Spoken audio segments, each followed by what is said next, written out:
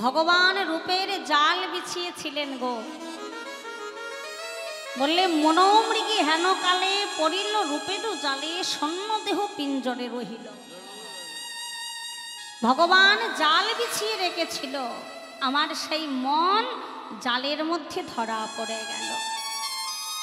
বললে ও সখী, আমি যখন ওই আমার গোবিন্দ রূপে নয়ন দিলাম, নয়ন দেওয়ার সাথে সাথে আমার আঁখি স্বরূপ পাখি আটকে গেল, আর আমার মন গোবিন্দের রূপের জালে ধরা পড়ে গেল। ললিতা বিশাখা বলছে, ও সই তোর কি লজ্জা ছিল না? আরে লজ্জা ছিল না? রাধারানী বললে, মরমিরে লজ্জা তো রমণীর অহংকার বটে, অলংকার বটে। ধনী ব্যক্তি যেমন তার ধন সম্পদ হেমাগারে আবদ্ধ করে রাখে, তেমন আমি আমার এই লজ্জা হেমাগারে আবদ্ধ করে রেখেছিলাম।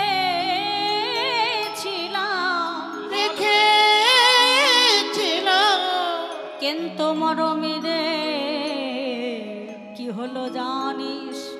আমার লজ্জা ছিল হেমাগারে গুরু গৌরব সিংহদার, ধর্ম কপাট ছিল তাই বংশীরূপ বজ্রাঘাতে ভাঙি গেল অকস্মাতে, সমভূমি করিল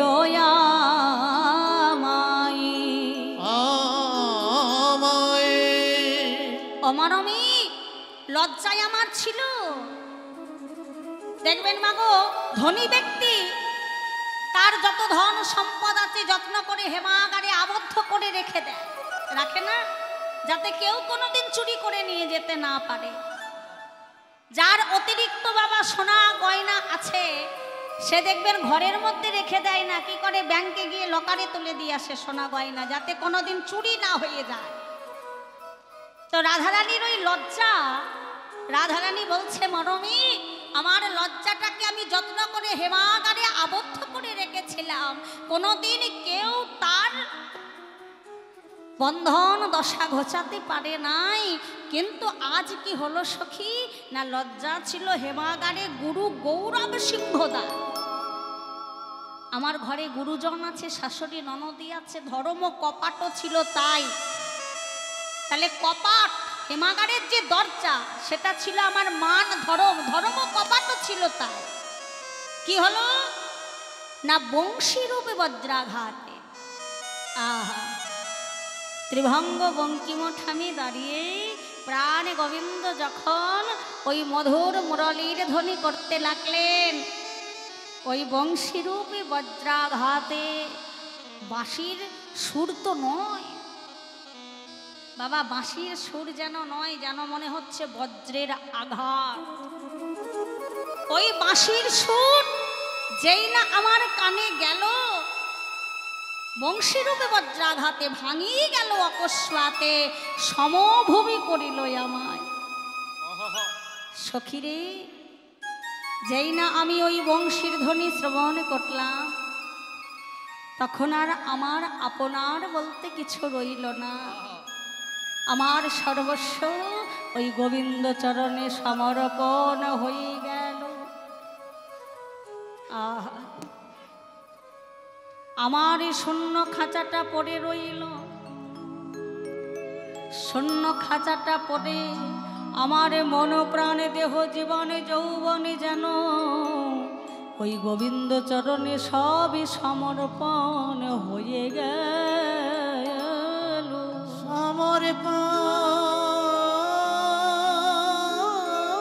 সমর্পণ হয়ে গেল। কালিয়া কুটিল বানে কুলশীল ধরি টানে অতএব উঠিল ব্রজবাস। প্রাণ মাত্র আছি বাকি তাহাও বুঝি যাই সখে, ভন তহি গোবিন্দ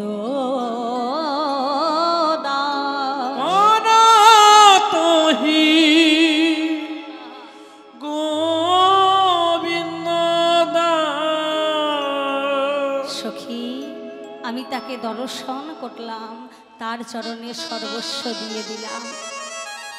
আহা ও মা, এইভাবে যদি আমরা একটু ভগবানকে ভালোবাসতে পারতাম গো। আচ্ছা, ভগবানকে ভালোবাসেন না কারা কারা একবার হাত তুলে দেখাতে পারবেন? ভগবানকে ভালোবাসেন না কারা কারা?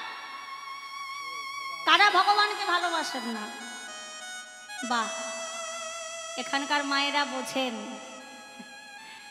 এই কথাটা যে ক জায়গায় বলেছি বেশিরভাগ জায়গায় হাত তুলে দিয়েছে, কিন্তু এখানকার মায়েরা ভালো করে শুনছেন যে মা আমার কি বলছে। তাহলে প্রমাণ হচ্ছে কি বাবা, ভগবানকে আমরা সবাই ভালোবাসি। তবে কি সত্যি ভালোবাসতে পেরেছি মা? নিজের মনকে প্রশ্ন করতে হবে যে ভগবানকে যে ভালোবাসতে চেষ্টা করছি, ভগবানকে কি সত্যি প্রকৃত ভালোবাসতে পেরেছি? এই রাধা রানীর মতো করে যদি একবার ভগবানকে ভালোবাসতে পারতাম বাবা, তাহলে না জানি আজকে আমরাও তো রাধা হতে পারতাম না? রাধা কথাটার অর্থ কি? রা শব্দে অনন্ত কোটি বিশ্ব ব্রহ্মাণ্ড, ধা শব্দে ধারণ করা। যিনি অনন্ত কোটি বিশ্ব ব্রহ্মাণ্ডকে ধারণ করে আছেন তিনি হচ্ছেন আমার রাধা। বারবার করে যদি আমরা বদনে বলতে থাকি রাধা রাধা রাধা, কি আসছে দেখুন, বিপরীত আসছে ধারা ধারা ধারা। বললে কৃষ্ণ পাবার ধারা যিনি দেখিয়েছেন তিনি হচ্ছেন রাধা। রাধারানী আমাদের পথপ্রদর্শক, তিনি আমাদের পথ দেখাচ্ছেন। অজিত, আমি যেভাবে যে পথে চলছি তোমরা যদি সেইভাবে সেই পথে যদি চলতে পারো, তোমরা কখনো না কখনো তোমরা আমার মতো রাধা হতে পারবে। হরি বল, হরি বল, হরি বল। আবার বলছে বাবা, ব্রহ্ম হতে নামলো ধারা, সৃষ্টির মুখে বাধা, নিম্ন থেকে ঊর্ধ্বগতি তারে কহে রাধা। ধারা আমাদেরও প্রবাহিত হয় মা, আর রাধারানীরও ধারা প্রবাহিত হয়, কিন্তু বাবা লক্ষ্যের বিষয় হচ্ছে এটা, আমাদের ধারা সদাই ঊর্ধ্ব থেকে নিম্নগতি হয়ে বাহির হয়, আর রাধারানীর ধারা সদাই নিম্ন থেকে ঊর্ধ্বগতি হয়ে ধারা বয়ে যায়। ধারাকে যিনি ধরে রাখতে পেরেছেন তিনি হচ্ছেন রাধা। কিন্তু আমরা কলির হত জীব, আমরা জ্ঞান অন্ধ, মায়া অন্ধ জীব, আমরা পাপ অন্ধ জীব। আমরা ভগবানকে ভালোবাসার চেষ্টা করছি মাত্র, কিন্তু প্রকৃতভাবে ভগবানকে ভালোবাসতে কিন্তু আমরা পারছি না মা। আমরা ভগবানের থেকেও আমরা নিজেকে বেশি কিন্তু ভালোবাসি। হরি হরি বলো তো মা, তুমি বলতে পারবে এই পার্থিব জগতে তুমি সব থেকে বেশি কাকে ভালোবাসো? বেশি কাকে ভালোবাসো? মায়েরা বলবে সন্তানকে ভালোবাসি, তাই না? মায়েরা বলবে সন্তানকে বেশি ভালোবাসি। একটা পিতা মাতার কাছে সন্তানের থেকে আপন কেউ নাই, সন্তানকে বেশি ভালোবাসি। কিন্তু মা, এই জগতে আমরা সন্তানকেও আমার থেকে আমি ভালোবাসি না। কেন বাসি না? মায়েরা প্রশ্ন করবে কেন বাসি না, তার প্রমাণ দিয়ে দিচ্ছি আমি। মায়েরা বলবেন আমরা 10 মাস 10 দিন গর্ভে রেখেছি, আমারও সন্তান আছে, আমিও 10 মাস 10 দিন গর্ভে সন্তানকে রেখেছি, কত কষ্ট করে সন্তানকে পৃথিবীর আলো দেখিয়েছি। ওমা, গর্ভে সন্তান থাকলে আর তো কোনো উপায় নাই, তাকে পৃথিবীর আলো দেখাতে হবে, হবে না? ধরে নিন মা, আপনার কোলে সন্তান শয়ন করে আছে, একটা আগুন ছিটকে আপনার গায়ে পড়েছে, আপনার সন্তানের গায়েও পড়েছে। খুব ভিতরে কথাটা ভাববেন, আপনার কোলে আপনার সন্তান শুয়ে আছে, কি আপনার পাশে আপনার সন্তান বসে আছে, আগুনটা ছিটকে এসে আপনার গায়েও লেগেছে, সন্তানের গায়েও লেগেছে। এবার প্রশ্ন হচ্ছে বাবা, যে কার আগুনটা আপনি আগে ঝাড়বেন, আপনার গায়েরটা না সন্তানের গায়েরটা? নিজের গায়ের আগুনটা ঝাড়বেন না কেন? তাহলে বিজ্ঞান উল্টে যাবে তো। তাহলে বিজ্ঞান উল্টে যাবে। আপনার অঙ্গে যখন আগুনটা এসে লেগেছে, সঙ্গে সঙ্গে আপনার ইন্দ্রিয় জাগ্রত হয়েছে, সন্তানের গায়ে আগুন লেগেছে আপনি জানেন না, কিন্তু আপনার পায়ের তলায় কাঁটা ফুটছে, আপনি অনুভব করছেন কি করে? আমাদের মেন জায়গা হচ্ছে ব্রেন। ওই যে পায়ের তলায় কাঁটাটা ফুটছে আপনি অনুভব করতে পারছেন, সঙ্গে সঙ্গে সূক্ষ্ম সূক্ষ্ম শিরায় নার্ভ হতে আমাদের ব্রেনে গিয়ে ধাক্কা লাগছে, তাই আমি বুঝতে পারছি আমার পায়ের তলায় কাঁটা ফুটে গেছে। না হলে কিন্তু বুঝতে পারবো না মা। যারা খ্যাপা, যারা পাগল, তাদের পায়ের তলায় কাঁচ ফুটে যায়, কাঁটা ফুটে যায়, তারা বুঝতে পারে, কারণ তাদের ব্রেন ঠিক নাই, ব্রেন নষ্ট হয়ে গিয়েছে, তাই তারা বুঝতে পারে না। শীত অনুভব করতে পারে না, গরম অনুভব করতে পারে না, কিসের জন্য? তাদের ব্রেন নষ্ট হয়ে গিয়েছে। তাহলে আমার গায়ে আগুন পড়েছে, সন্তানের গায়ে আগুন পড়েছে, আমি দেখবো তবে তো ঝাড়বো, কিন্তু দেখার আগে আমার গায়ে আগুন পড়েছে, আমার গাটা জ্বলে উঠেছে, সঙ্গে সঙ্গে আগুনটা ঝেড়ে নিলাম, তারপরে লক্ষ্য করছি সন্তানের দিকে, বাবা তোর গায়েও আগুন লেগেছে, সঙ্গে সঙ্গে সন্তানের গাটা ঝাড়ছি। হরি হরি বল, কি তো মা? তাহলে লক্ষ্য করো, জগতে আমরা নিজেদেরকে বেশি ভালোবাসি, সন্তানকে তো ভালোবাসি, কিন্তু তাহলে যে বিজ্ঞান মিথ্যে হয়ে যাবে, এটা বৈজ্ঞানিক বিষয়। তাহলে ভগবানকে আমরা ভালোবাসার চেষ্টা করছি, কিন্তু বাঁচতে পারছি না। মায়েরা প্রশ্ন করবে, ভগবানকে ভালোবাসবো কি করে? গলায় মালা পরেছি, কপালে তিলক দিয়েছি, বহির্বেশ করেছি, প্রতিদিন গোবিন্দ সেবা দিই, তুলসী পাতা দিই, নকুলদানা দিই, বাতাসা দিই, ফল দিই, মিষ্টান্ন দিই, গোবিন্দের জন্য সুন্দর করে সিংহাসন নির্মাণ করেছি, তাহলে ভালোবাসি বলে তো করেছি। তুমি যখন গোবিন্দের ভালো থাকার জন্য কিছু করবে, তখন তুমি জানবে আমি গোবিন্দকে ভালোবাসতে পারলাম।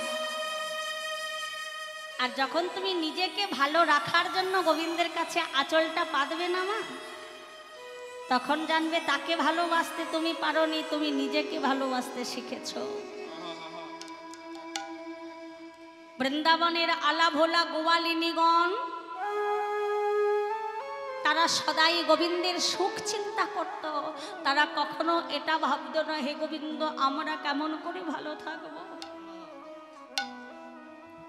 তারা সদাই চিন্তা করত প্রাণনাথ তুমি কেমন করে ভালো থাকবে, তুমি কেমন করে সুখে থাকিবে, আমরা সুখে থাকি বা দুঃখে থাকি, প্রাণ গোবিন্দ তুমি যেন সুখে থেকো, তুমি যেন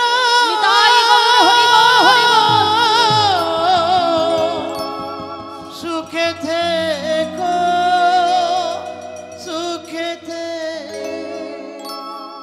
তাহলে তুমি যেন সুখে থেকো, তুমি যেন ভালো থেকো। ও মা, তুমি সিংহাসন করেছো, ভগবানকে বসাবে বলেই সিংহাসন করেছো, ভগবানকে বসিয়েছো, ভগবানকে সেবা দিতে যাচ্ছ কি না তোমার ঘরে যা আছে। কোনোদিন তুমি একটা আপেল দিচ্ছ, একটা শসা দিচ্ছ, আমার ঘরে অত কিছু নাই, আমি একটা বাতাসা দিচ্ছি, একটা নকুল দানা দিচ্ছি। আবার কারোর ঘরে যদি কিছুই না থাকে, সে এক গঙ্গার জল দিচ্ছে, তুলসী পাতা দিচ্ছে, দিয়ে গোবিন্দকে সেবা দিচ্ছে। একবার ভালো করে দেখবে যে ওই যে গোবিন্দ চরণে তুমি তুলসীটা দিচ্ছ, ওই তুলসীটা দেওয়ার সঙ্গে সঙ্গে তুমি তোমার মন তুলসীটা কি গোবিন্দ চরণে তুমি নিবেদন করতে পেরেছ? যতই তুমি বাহিরের জগতে তুলসী পাতা তুমি দাও না কেন, এই মন তুলসীটা যদি তুমি গোবিন্দ চরণে না দাও, তাহলে তুমি আর ভগবানকে কি দিলে? তুমি বাহিরের গঙ্গার জল দিয়েছো, বাহিরের চন্দন দিয়েছো, তাহলে কি কৃষ্ণ সেবা পরিপূর্ণ হয়েছে বাবা? পরিপূর্ণ হয়েছে? হয়নি। কেন হয়নি? সবই তো দিলাম। ভগবান বলছে বাহিরের জগতে আমার কিছুই লাগবে না, আমি তোদের মধ্যে দিয়েছি একটা সুন্দর মন, ওই মন তুলসীটা তোরা আমার চরণে নিবেদন করে দে। ও জি, বাহিরের গঙ্গার জল লাগবে না, আমি যে তোদের মধ্যে দিয়ে দিয়েছি দুখানি নয়ন গঙ্গা যমুনা স্বরূপ, সেই গঙ্গা যমুনাকে বরিশন করে তোরা আমার দুটি চরণ ধৌত করে দে।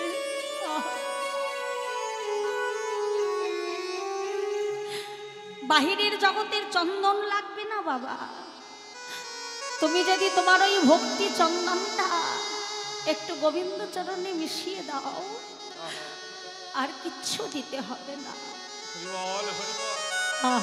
কিছুই লাগবে না। কিন্তু সেটা কি আমরা দিতে পারছি? গোবিন্দের দুই চরণে দুটো তুলসী পাতা দিচ্ছি, আর ভগবানের কাছে আঁচলটা পেতে দাঁড়াচ্ছি, হে গোবিন্দ তুমি আমার আঁচলটা পরিপূর্ণ করে দাও, আঁচলটা পরিপূর্ণ করে দাও, তুমি আমাকে সুখ দাও, শান্তি দাও, টাকা দাও, গাড়ি দাও, বাড়ি দাও, সম্পত্তি দাও। ভগবানকে স্বার্থ ছাড়া আমরা কেউ ভালোবাসি না, সবাই স্বার্থ নিয়ে ভালোবাসি, কিন্তু এই ভালোবাসা থাকলে যে তাকে পাওয়া যায় না বাবা। যতক্ষণ না তুমি তাকে ভালোবাসতে পেরেছো, তার সুখের জন্য তুমি ভালোবাসতে পেরেছো, ভগবানের কাছে যত চাইবে তত শেষ হয়ে যাবে তোমার। ভগবানের কাছে গিয়ে কোনোদিন কিছু চেয়েও না, যতটা পারবে তাকে উজাড় করে দেবে, আর যত চাইবে তত শেষ হয়ে যাবে। ভগবানের কাছে আমরা বলি ঠাকুর কৃপা করো, কৃপা করো, কৃপা করো, কৃপা কথার অর্থ কি বাবা?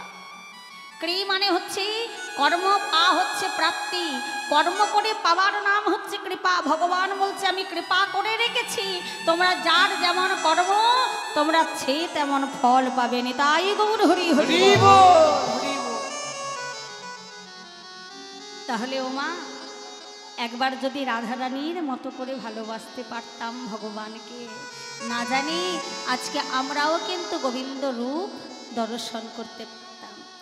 তাই রাধারানী সখীদের কাছে বলছে, সখী কি বলবো আমার গোবিন্দের রূপের কথা, তবে বলি শোনে মরমিরে ওরে দেখে এলাম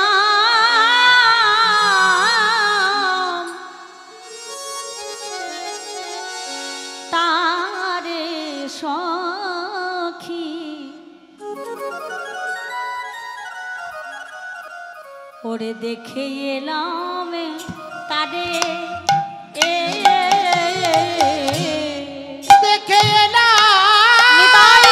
হরি বল হরি বল তারে সখী,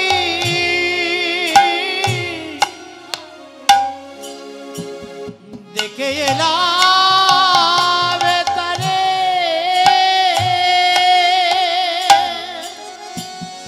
ওরে দেখে এলাম তারে সখী,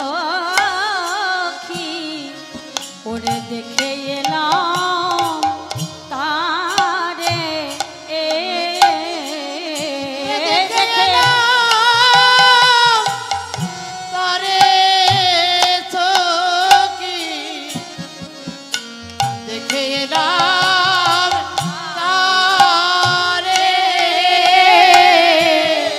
আমার এই একই অঙ্গে কত রূপ, আমার নয়নে না ধরে ওই একই অঙ্গে কত নারো নয়নেরা হরে। ও সখী আমার গোবিন্দের এক অঙ্গে কত রূপ আমার নয়নে ধরছে না, কি দেখলাম জানিস সখী? তবে বলি শোন, কি দেখলি? ওরে সখী ওরে বেঁধেছে বিনোদ চূড়া, ওরে নবগুঞ্জ দিয়া বেঁধেছে বিনোদ চূড়া, সখীরে নবগুঞ্জ দিয়া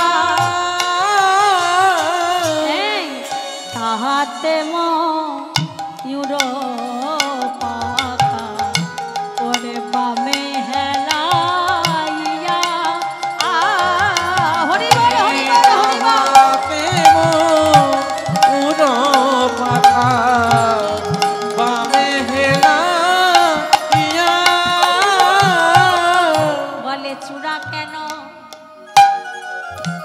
বলে বামে হেলে ওই বল চূড়া হরি কেন বল।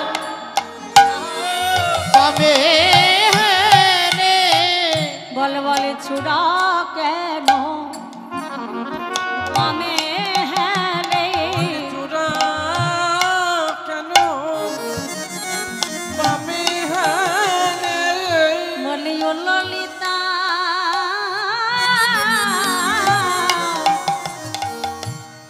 অভিশাপ ওরে চূড়া কেন বামে হেলে ললিতা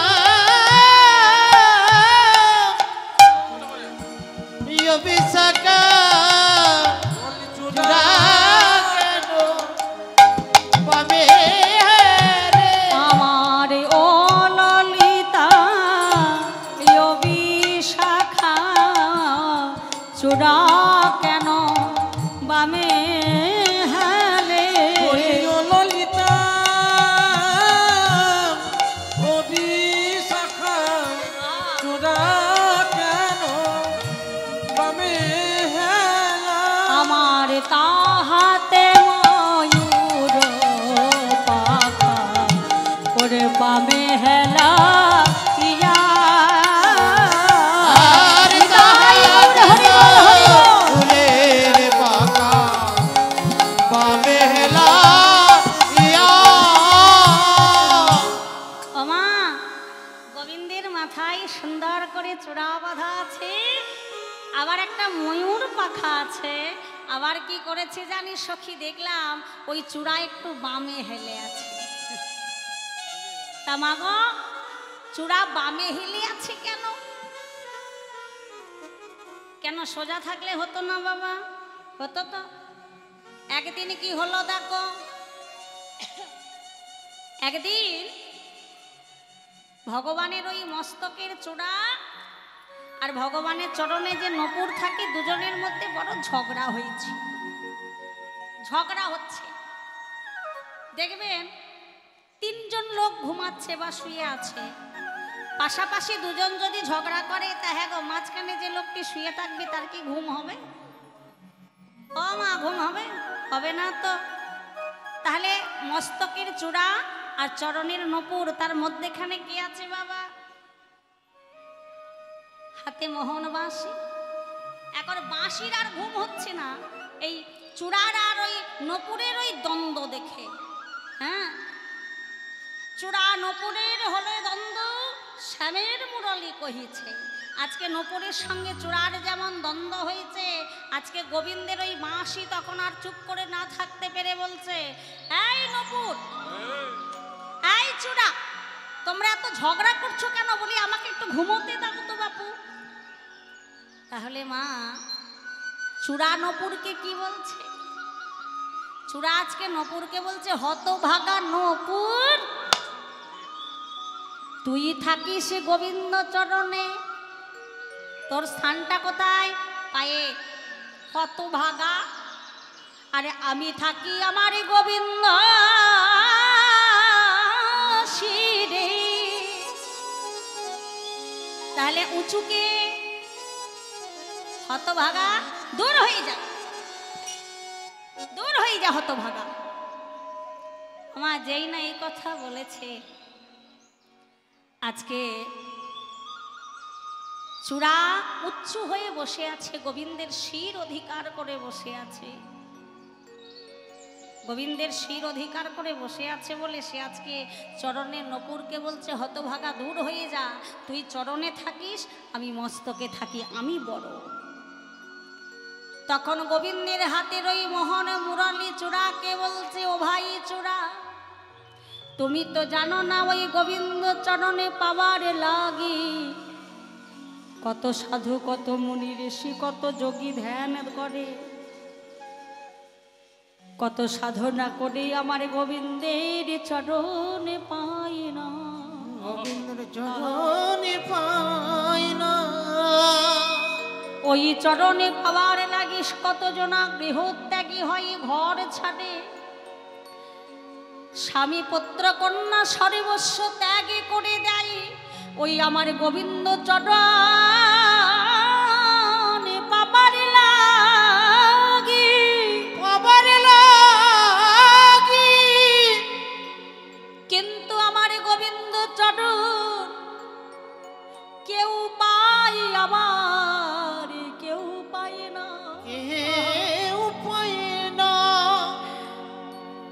চূড়া, নপুর হতভাগা নয়, হতভাগা হচ্ছে তুমি। যদি কিছু পেতে চাও তাহলে সবার আগে নিচু হও। অহংকারের মঞ্চে বসে থাকলে বাবা আমার গোবিন্দ চরণ পাওয়া যায় না। যদি উঁচু হয়ে বসে থাকো আমার গোবিন্দ চরণ পাওয়া যায় না গো। যদি গোবিন্দ চরণ পেতে হয় সবার আগে তোমাকে নিচু হতে হবে। যে চরণ পাওয়ার জন্য কত সাধু মুনি ঋষি যোগী বছরের পর বছর ধ্যান করে, কত ভক্ত সাধনা করে শুধুমাত্র গোবিন্দের চরণে আশ্রয় পাবো বলে, কিন্তু সবার ভাগ্যে তার গোবিন্দ চরণ পাওয়া হয় না। হরি বল, হরি বল, হরি বল।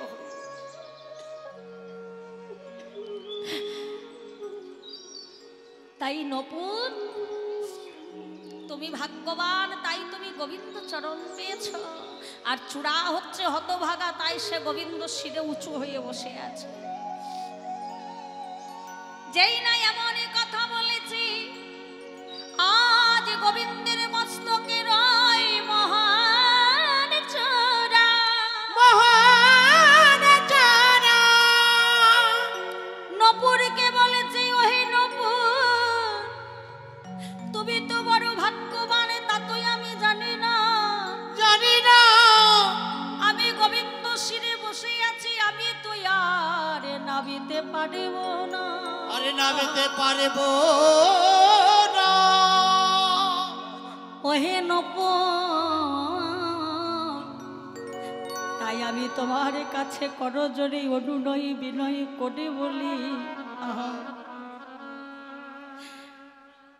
অনুনয় বিনয় করে বলি নপুর, আজ হতে আমি একটু বামে হেলে থাকলাম। আমার গোবিন্দ যখন গোচারণে যাবে, আমার গোবিন্দের ওই যে গোচারণে যাওয়ার সময় ওই যে চরণের ধুলা, নপুর তুমি যেন একটু চরণের ধুলা যেন একটু উড়িয়ে দিও। আজ হতে আমি বামে হেলে রইলাম, তুমি কৃপা করে যেন আমার গোবিন্দ চরণের ধুলাই আমায় দিও। চূড়া তখন কাঁদিতে কাঁদিতে গোবিন্দকে অনুনয় বিনয় করে বললে, হে গোবিন্দ, হে গোবিন্দ, আমি এতদিন তো বুঝি নাই, এতদিন তো জানি নাই, জানি নাই।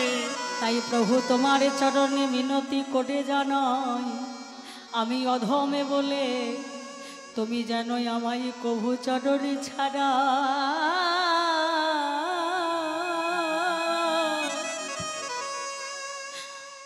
আমায় কোনো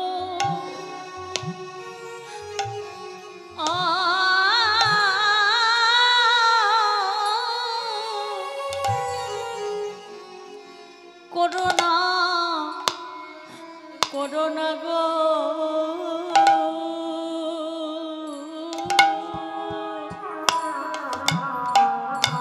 ওই আমার নিতাই গৌর হরি বল।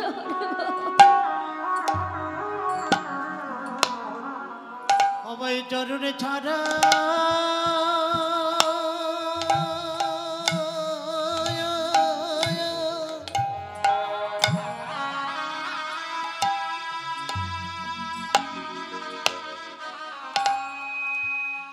আমায় করো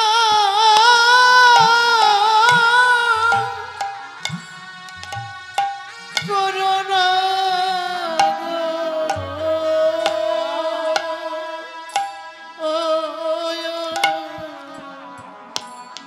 আমি তোমারই চরণে পাবা দাসী,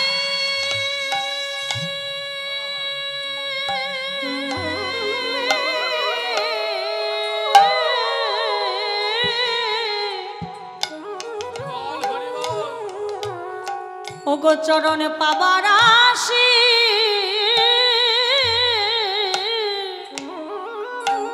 আমি বামে হেলে রইলাম,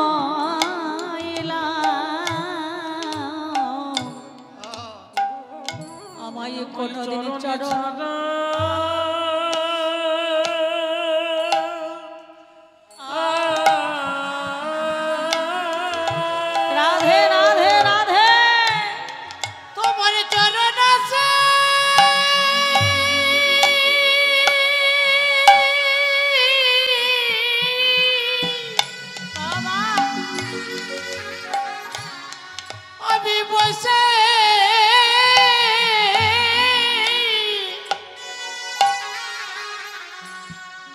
গো বসে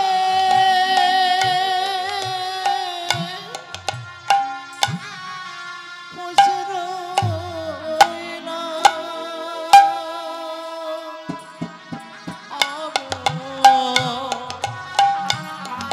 আমি তোমার চরণ বিনা চাই না কিছু। চরণের রসে পাবে হেলো। আমি চরণ ছাড়া চাই না কিছু। আমি ওই চরণের আশা ধারিয়ে চরণ ছাড়া চাই না কিছু। ওই চরণের নিতাই গৌর হরি বল হরি বল। চাই না কিছু। আমি ওই চরণের আশাধারী। আমি চরণ ছাড়া চাই না কিছু। তোমার চরণের রসে আমি ভাবে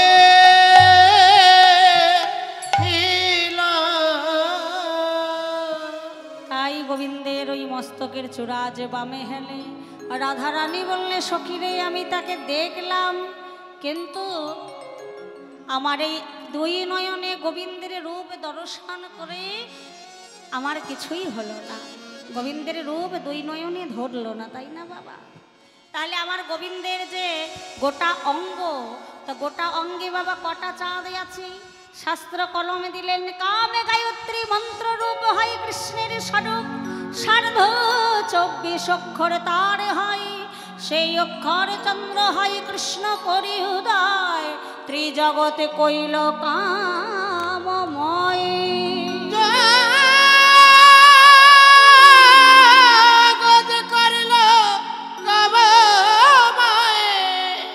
তাহলে ওমা গোবিন্দের সারা অঙ্গে 24.5টা চন্দ্র আছে, তাই তো? 24.5টা। তাহলে কোথায় কোথায়? না ভগবানের হাতের যে 10টা আঙুল, 10টা আঙুলের যে নখ, তাতে 10টি চন্দ্র। আমার ভগবানের চরণে যে 10টি আঙুল আছে, 10টি আঙুলের 10টি নখ, সেখানে রয়েছে 10টি চন্দ্র। তাহলে কটা হলো? 10 10 20টা। ভগবানের 2 গণ্ডে 2 চন্দ্র, 22টা, তাই তো? ললাটে অর্ধচন্দ্র, ললাটস্থ তিলকে 1 চন্দ্র, আর বদনে আর 1 চন্দ্র। কটা হলো? 24.5টা হলো, হয়েছে তো? তাহলে ভগবানের চরণ থেকে মস্তক পর্যন্ত 24.5টা চন্দ্র বিরাজ করছে। তাই বলছে সখীরে আমি গোবিন্দকে দেখলাম, দেখে কি মনে হলো জানিস? সে যেন মানুষ নয়, তার একই রূপই আমি বলবো সখী। তবে বলি শোন, ওগো চাঁদের গাছে চাঁদের পাতা, চাঁদের ফুলও ফলে, চাঁদের গাছে চাঁদের পাতা, হরি বল হরি বল। ফুলো গানে ওরে এমন কভু দেখি না, চাঁদের গাছে চলে, আর এমন কবু দেখি নাই উড়ে আছে তলে। আর এমন কভু দেখি না, চাঁদের গাছে চলে, আর এমন কবু দেখি নাই যাদের কাছে দোলে। তাহলে ভগবানের মস্তক থেকে চরণ পর্যন্ত চাঁদ নাচানাচি করছে, তাই না? তা এইভাবে রাধারানী আমার সখীদের সঙ্গে বর্ণনা করছে, আর বলছে সখীরে ওই গোবিন্দ রূপ আমি দেখলাম, কিন্তু আমার নয়নে ধরল না। অবিদগ্ধ বিধি তুমি না জানো শ্রীরামন, গোবিন্দ রূপ যে হেরিব তার কি দুনয়ন, আর দুটি নয়ন কোটি নেত্র নাহি দিলাম, কেবল দিল 2, তাহাতে নিমিক বাদী রূপ কি হেরিব মই। হ্যাঁ বাবা, রাধারানী 2টি নয়ন দিয়েছে, কোটি নেত্র দেয়নি, তাই তো? আবার দিয়েছে কি? 2টি নয়ন দিয়েছে, বিধি আবার পলকও দিয়েছে। রাধারানী আক্ষেপ করে বলছে বিধি কেন দিল না মিনের নয়ন। এইভাবে রাধারানী আমার রূপের কথা কইতেছিল সখী সনে বসি, ওই রূপের কথা কইতেছিল চোখের সনে বসে। আমার হেন কালে কুঞ্জ বলে বাজল শ্যামের বাসি।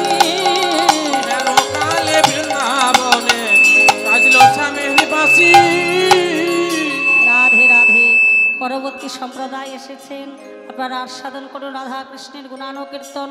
লীলা এইখানে রইল, এইখানে রইল, এইখানে রইল, এইখানে রইল, আরে রাধা গোবিন্দ লীলা এইখানে রইল, রাধা গোবিন্দ লীলা এইখানে রইল। জয়